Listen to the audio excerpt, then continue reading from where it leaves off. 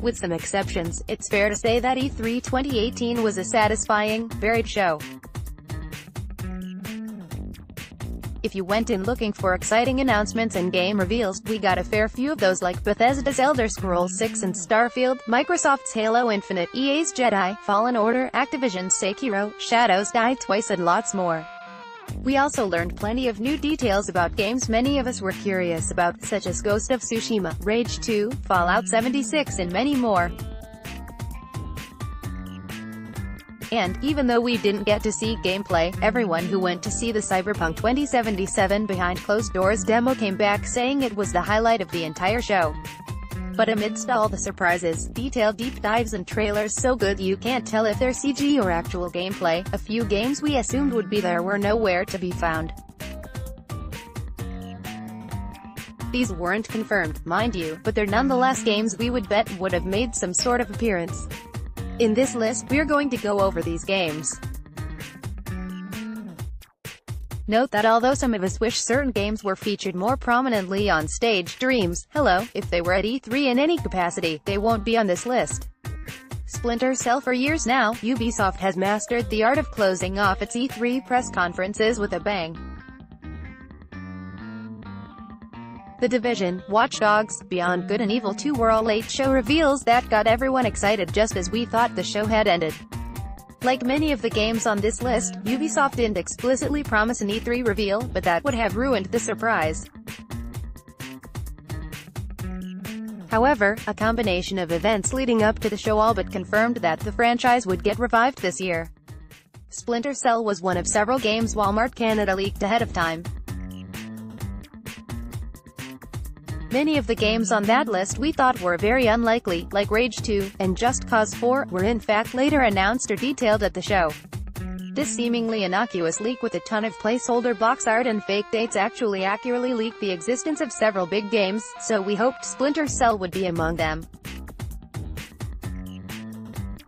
Also consider this, the timing of the free Sam Fisher mission in Ghost Recon Wildlands, which saw the return of Michael Ironside to reprise his role. You don't just get Ironside back into the booth for an hour to record a few lines for a throwaway mission, not unless he's also working on something much bigger. So, this Splinter Cell DLC out of nowhere, followed by the Walmart leak combined, were pretty strong indications that we may just see the return of Fisher. Alas, Splinter Cell was a no-show. We didn't even need a fancy announcement, all it would have taken is for Ubisoft to turn on a few green spotlights and play the iconic sound cue. That's it, and we guarantee it would have been enough to get the crowd cheering. The Avengers Project, Square Enix's E3 showcase, was among the weakest among third parties this year. It mostly featured trailers we had already seen at other conferences, and didn't spend any time on meaty breakdowns for any of its biggest games. Even Tomb Raider, arguably Square's biggest release this year, got an incomplete demo and a few vague PR lines from the developers. Yet, the publisher saw fit to announce a new Platinum Games project with a few pieces of concept art. The concept footage told us nothing about the game, but it was still enough for an announcement.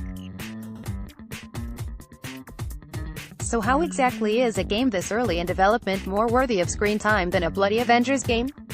The Avengers Project, which by the way doesn't even have an official name yet, should have been front and center at that show.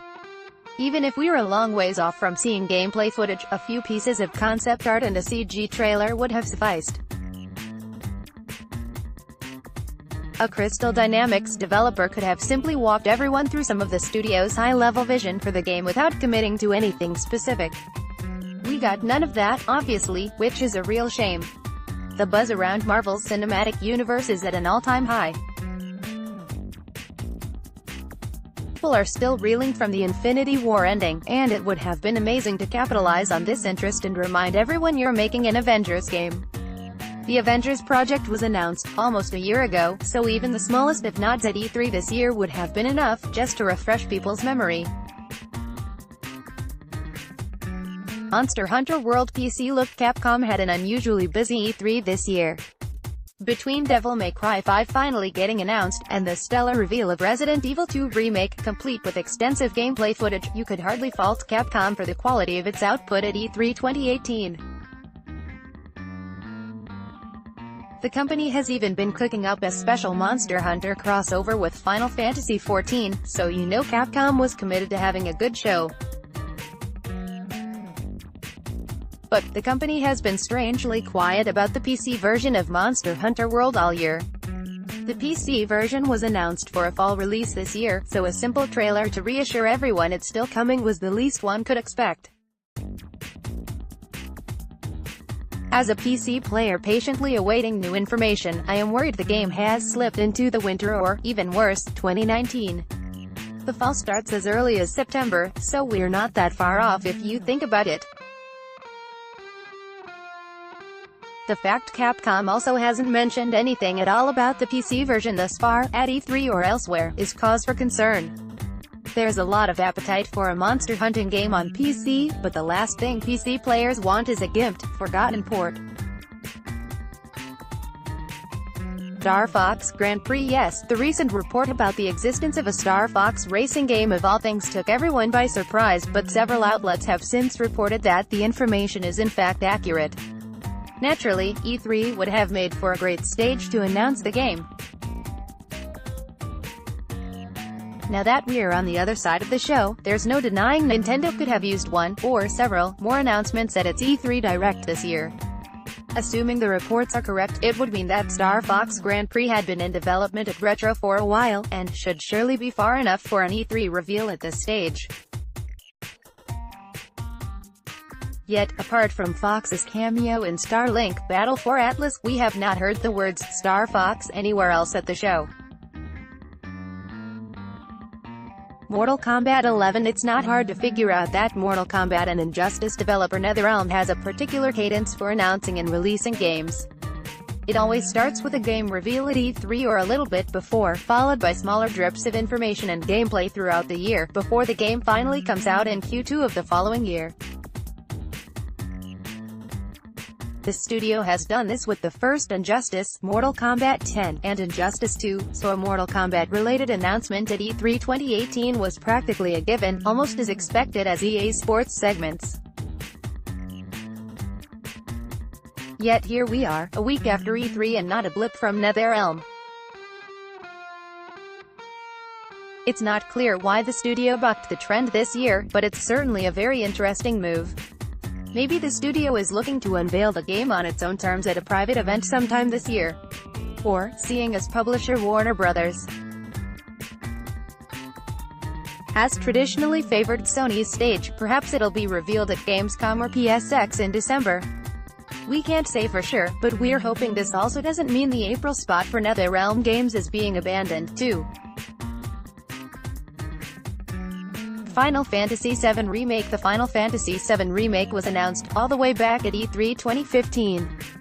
Since then, Square Enix has generally been shying away from talking in any detail about the game, or showing fresh gameplay at subsequent E3s. Many assumed that, 3 years later, an E3 check-in would be in order. Sadly, Square brought no such thing. In fact, it's all been quiet on the Final Fantasy VII Remake for a while now, with no significant news to speak of for months. Fans are rightly worried it's going to be yet another Square Enix project stuck in development limbo, and it'll be years before we actually get to play it. Kingdom Hearts 3, for reference, as announced in 2013, and it's only now just about to come out, some 6 years later. And let's not forget the Final Fantasy XV saga, which even started out as a completely different game. With all the talk about the next generation of consoles drawing ever closer, it's not hard to see why some have just made peace with the idea that maybe the Final Fantasy VII Remake is a next-gen game. Metroid Prime 4. Metroid Prime 4 was one of the biggest announcements at E3 2017. Despite how little was shown, just a logo, the mere confirmation a new Metroid game is in development made Nintendo fans dizzy with excitement. If Nintendo was happy to show a logo last year, it definitely could have had a little more to say about the game this year. Nintendo's E3 2018 Direct certainly could have used a few more games, and a small update about Metroid Prime 4, even if just to say the teams are working hard on it, would have sufficed. Nobody expected Metroid Prime 4 to headline this year's show or anything, but people certainly assumed they were going to get something. Unfortunately, it'll probably be another year before Nintendo opens up about the project. Bayonetta 3, yet another absentee from the Nintendo Direct at E3 2018. Platinum Games' name carries a lot of weight. It's why Square Enix had no problem showing barely anything when it revealed Babylon's Fall at the show earlier that week. Nintendo obviously knows this, the company has funded 2 Bayonetta games after all. It's also why, much like Metroid, we only really got a logo when Bayonetta 3 was announced at the Game Awards in December.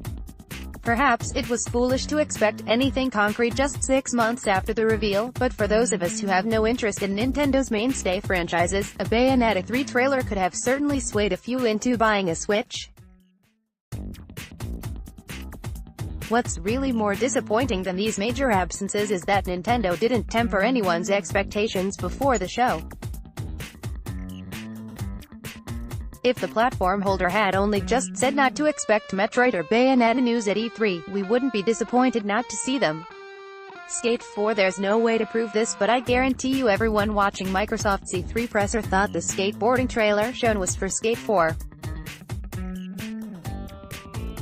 You only had to wait a few seconds to learn that it is in fact for Indie Skateboarding Game Session.